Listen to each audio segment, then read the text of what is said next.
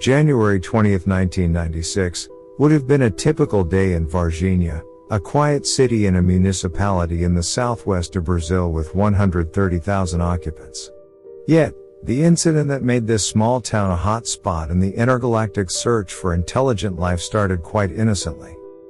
While on a Saturday afternoon stroll, three young women, Katia Xavier and sisters Liliana Silva and Valkyria Silva, decided to take a shortcut home through a vacant lot. It was around 3 that afternoon when they were coming home. They went through their usual route but decided to cut through a plot of land. As they passed by a wall next to a workshop, the sisters heard their friend Katia scream. They looked in her direction and witnessed a creature crouching among some bushes. It was short and slender with smooth brown skin that appeared ready to burst and a big head with red eyes. According to the girls, they believed there was no way it could be a human or an animal. After facing the creature for a few seconds, the three ran away frantically, believing they had witnessed a demon. They glanced behind them as they fled the area, however the strange being remained motionless. They went to the sisters' house, where they described their encounter to the sisters' mother. The girls and mother returned to the scene no more than 25 minutes later. They did not find anything else, just a mark on the floor and the cluster of weeds and a horrible smell they couldn't describe. A bricklayer who worked near the land reportedly said government officials had already taken a strange creature. Afraid to stay, the women left as fast as they could. Later that same day, at around 8 p.m., a police car was driving along the street where the girls witnessed a creature earlier. The officer driving the cruiser braked abruptly. Something strange passed in front of the vehicle.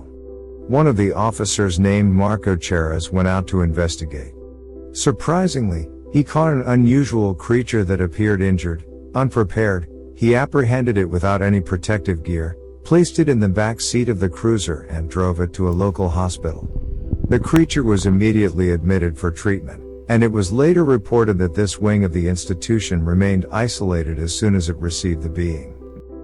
As a direct result of this incident, Marco Cheras, the police officer who apprehended the creature, died on February 15, 1996, at the young age of 23. He died of an infectious disease after being hospitalized for a few days in the intensive care center. A team of doctors who worked on the officer claimed that the patient's immune system had disappeared. The team performed all possible tests, however, they could not reach a diagnosis. So instead, the doctors gave him the 2 best antibiotics they had at the time. Unfortunately, the officer's health did not improve, and the antibiotics had no effect. It was never understood what would have caused it, as no viruses or other causes were ever detected in the examinations.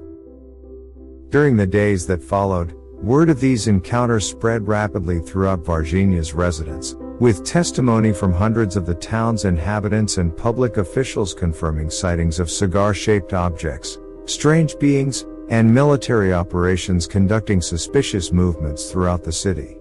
Immediate denials from the military only served to inflame public mistrust. And almost overnight, researchers and countless witnesses began to talk about UFOs, aliens, and conspiracies, in what would become what is now known as the Varginha incident. In the 25 years since this incident occurred, this event has appeared in several UFO publications throughout the globe. And while many doubts remain, what is certain is that the 3 girls and the many witnesses involved have consistently reported the details the same way, and have never denied its occurrence. Today the city of Varginha has embraced its past and designed a town filled with extraterrestrial memorabilia. Their bus stops were built inside spaceships, gray alien figures with football uniforms are sold where the girls witnessed the creature, and an enormous UFO water tank was constructed in the town center. Do you believe this was a case of mass hysteria, or an actual UFO event? Please share your thoughts in the comments section below. And as always, thank you for watching. I hope you enjoyed.